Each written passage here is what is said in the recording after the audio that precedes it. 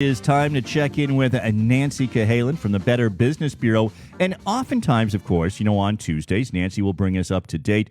What is Scam Tracker reporting? What are some scams that are out there? And they're really targeted at you and I mean, as individuals. But there's also a lot of scams that are and a lot of you are small business owners, entrepreneurs. There are also scams that are targeting businesses too. And Nancy's going to talk to us about that today. Good morning. Good morning, and happy National Small Business Week. So in honor of that, it's a Hallmark holiday, I'm sure, I thought we'd talk about the types of scams that target small businesses.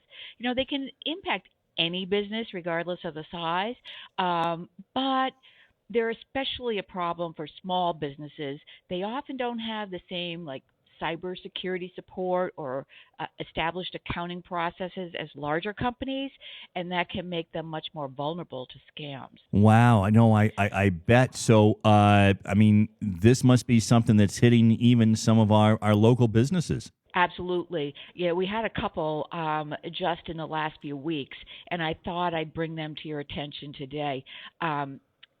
We were contacted by a local towing company. It was one of our accredited businesses, and they told us about a situation where they had been contacted by someone requesting that they transfer some rebar from one location to another.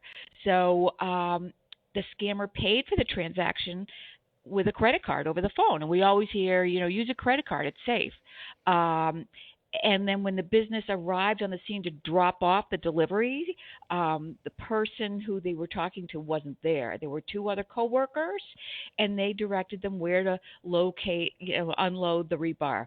A week later, they were notified by the bank that the credit card had been stolen and it was a fraudulent transaction, and they lost the money. And they ended up losing out on $535 and transported the material for free. Right, exactly. So, So when we say use the credit card, it has protection built in.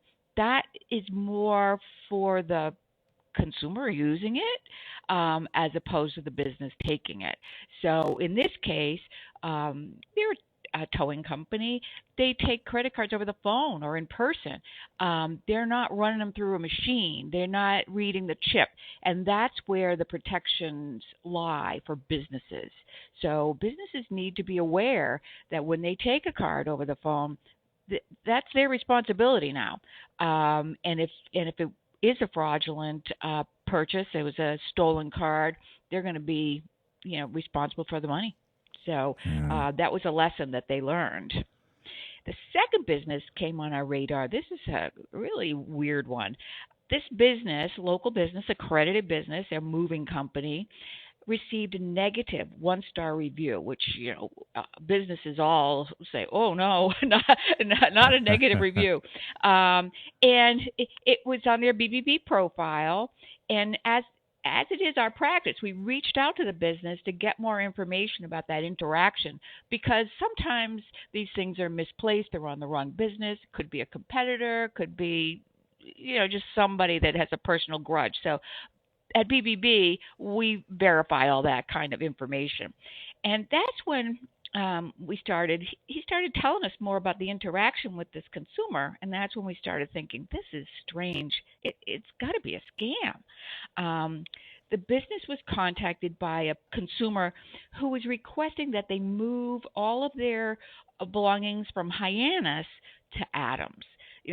This business is located here in the Worcester area, so that was strange that they were contacting them.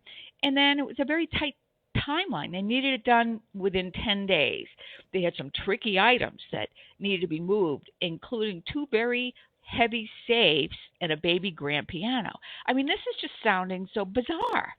Then they tell them that they had hired another moving company, but they had canceled out at the last minute. So they were moving from Hyannis. They wanted it moved to a storage facility in Adams. So we contacted the other moving company down in on the Cape, and they said they'd never heard of these people. And then we contacted the storage unit in Adams, and they said they didn't have anything rented or reserved for these people at that location. So we started really thinking this is strange. The Hyannis address they gave us, we looked on Google Maps, it didn't exist. So we contacted them and said, hey, something's wrong here. This address doesn't exist. They gave us a new address.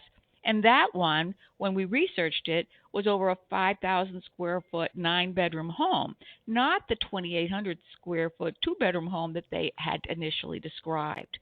So all of this is sounding very strange.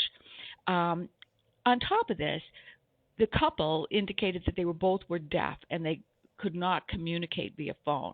And this is a common tactic used by scammers to hide their voices so that they can just text or message to their target, because sometimes there might be accents or trouble with the language. So this is one way that they hide behind that.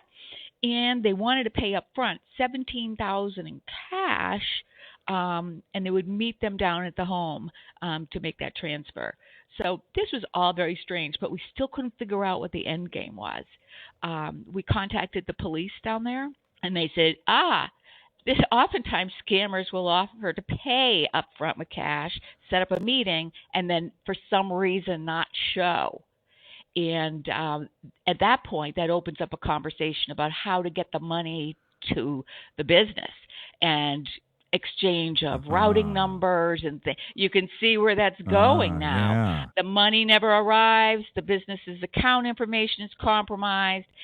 Luckily, this business, we reached out to them about this negative customer review, and that opened up the whole conversation. We were able to warn them that this was not, this was a scam, and they shouldn't fall for it. So you just need to, when things don't feel right, go with your gut. Do a lot more research, ask a lot more questions. And every time we ask this consumer more questions, we have more reasons to think they were not telling the truth. So there were a bunch of other scams directed towards businesses in Scam Tracker, and way too many examples to discuss right now, but directory scams, where you get a bill and it says you have an ad in a directory. A lot of businesses do. They might pay that bill without even thinking twice. Vanity awards, where they say you're going to win an award, but it's going to cost you money to buy the something to I think it's like a book or something that goes in. And then stolen identity. Another local business was scammed this way, and it's going on right now. A very well-known local car dealer, their name has been used in a con where people are ordering items from them and not getting them. And so the business doesn't really lose money. However, their reputation is being tarnished when angry customers get ripped off. So there's a lot of scams directed towards businesses, and we need to look for the same familiar red flags. They're the same ones that when the scammers are targeting consumers, same thing. They pretend to be someone you trust. They create a sense of urgency. They use intimidation or fear, or including fear of missing out, like that $17,000 cash move. And they use untraceable payment methods. So when you see all these things, you know you're not dealing with an ethical business. You're dealing with a scammer. Yeah, absolutely. Wow. That story about the moving was just absolutely wild. I mean, as you said it, that really was an elaborate hoax. All right, so if you're a business and you said that there's a lot of these businesses that are being hit, just report that. I mean, it was good to be able to get Better Business Bureau involved and report that to the Scam Tracker. Exactly. If you think you're being targeted and you're not sure, give us a call. We'll walk through it with you and see, maybe you're too close to it. You're not seeing those red flags. We'll help you determine if it is a scam. If you already determined it is, whether you've lost money or not, report it to Scam Tracker so other businesses can be aware of these schemes that are out there attempting to defraud them. Very good. Nancy Cahalen's the president CEO, Better Business Bureau, serving central and western Massachusetts and northeastern Connecticut. She joins us on Tuesday to bring us good, up-to-date information like this. Nancy, thank you. Oh, it's my pleasure. Thanks again for having me on.